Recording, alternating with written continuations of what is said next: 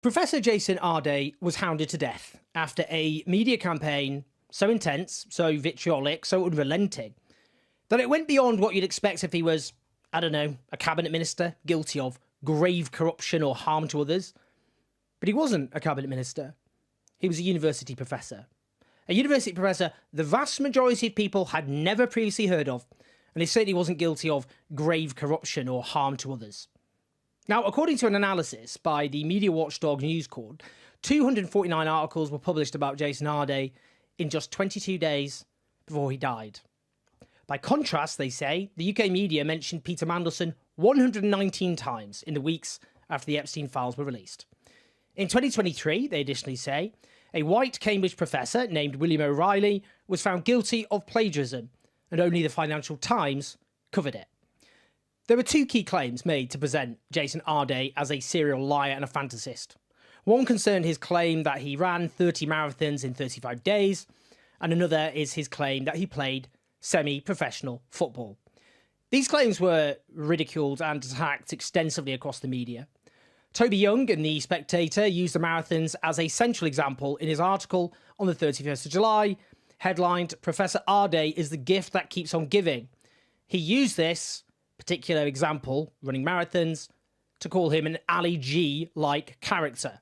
Giles Corrin in The Times said the claims took Arday into genuine playground territory, comparing it to a school friend who claimed his dentist father had been on the first moon landing, before saying it becomes difficult to tell where Arday's truth ends and bullshit begins.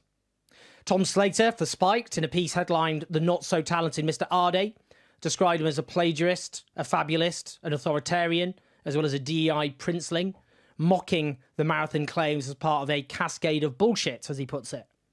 Well, new analysis by the brilliant journalist Imran Mullah at Middle East Eye suggests, in fact, that both the claims about the marathons and semi-professional football are true. On the marathon, the outlet reports, Arday does in fact appear to have completed the challenge, which involved raising money for two charities, Shooting Star Children's Hospice and a homeless charity shelter.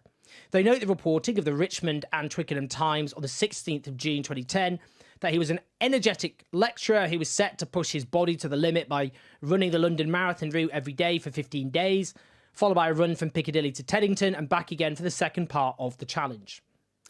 They interview Arday, who discusses being taken to a homeless shelter by his mother at the age of 17 and wanting to do something to help people who are homeless and badly housed, adding, "I've been training now for a few months now and I feel confident that I will complete all the marathons within reasonable times, but I'm under no illusion it's going to be tough." I found his Just Giving page from the time. It was headlined 30 marathons in 35 days, in which he says the target is to raise £5,000 for these two chosen charities. It shows he in fact raised £6,285 thanks to donations by 217 supporters. Middle East Eye also notes on a story which appeared in My London at the time, headlined, "Teacher preps himself to run 30 marathons in 35 days. It said he was taking on the challenge of a lifetime by attempting to complete 30 marathons in 35 days between the 19th of July and 22nd of August. Adding, Jason has been training since November and follows a grueling schedule, running 7 miles from 4 a.m. to 6 a.m. and another 7 miles between 10 p.m. and midnight. In between, he teaches at the college." They further report an article in the Richmond and Twickenham Times reporting he'd completed his first marathon, writing, "Jason Arday set off from Clapham at 6 a.m. yesterday to run the 26-mile course, which took in the sights of central London and Teddington before finishing in Putney." And it included a photo of Arday running. They further report this is Middle East Eye, Your Local Guardian story on the 13th of August, which reported that the end is in sight for an energetic lecturer who has nearly reached his target of running 30 marathons in 35 days.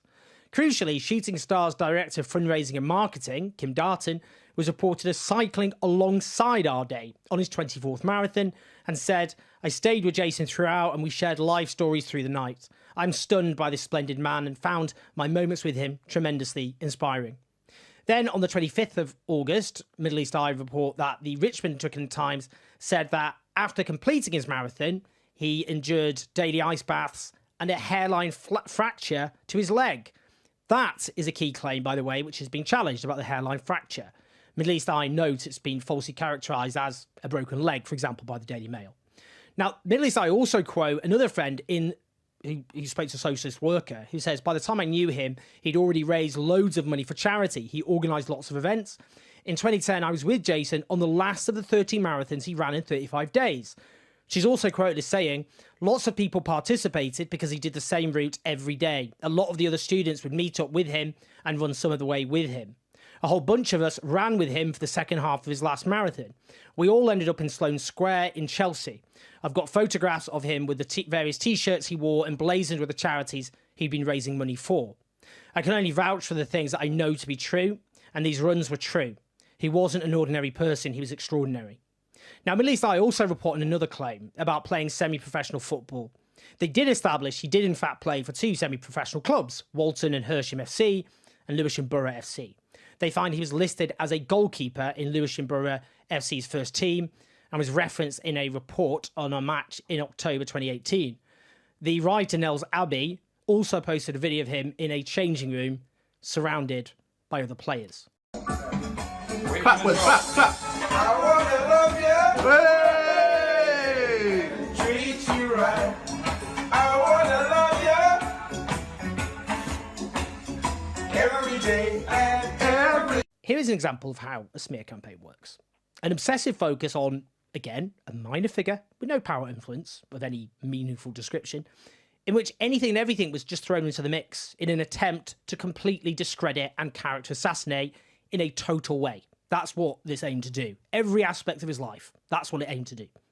And this was all initiated by an academic named Nathan Kofnas, who believes in so-called racial realism and who argues that blacks, as he calls black people, would disappear from almost all high-profile positions outside of sports and entertainment without affirmative action. I want to be clear, Britain does not practice affirmative action. It doesn't exist in Britain.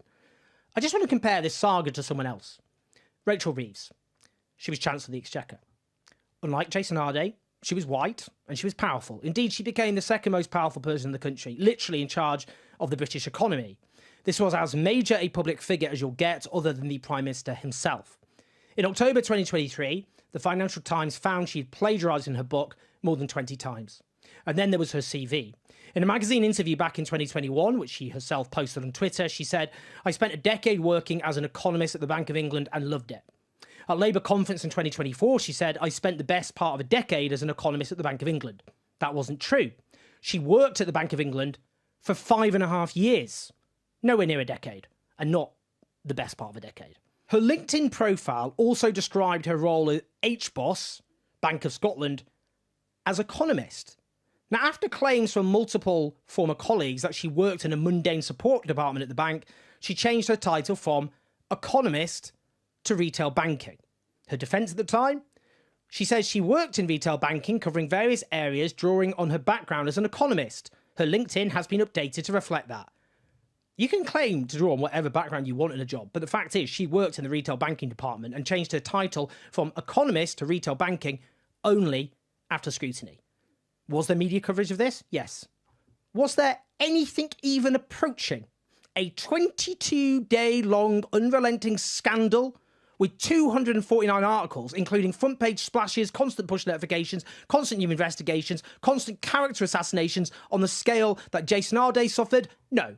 Did this force her to resign? No. And it certainly didn't drive her to a death. There was nothing remotely of this sort, even though she was someone of actual power and influence. Someone running the British economy on paper, not a minor figure that nobody had heard of.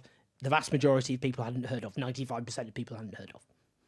Is the argument that minor public figures like Jason Arday should not have scrutiny or questions? No, nobody's arguing that seriously. What happened here, though, was a full-blown smear campaign.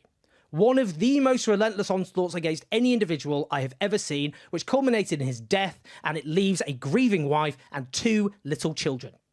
And as we can see, that included entirely false smears. And the comparison with someone of actual power and influence, who is white, is deeply instructive. Please like and subscribe, leave your thoughts and your comments, help us take on this catastrophic media ecosystem. I'll speak to you in a bit.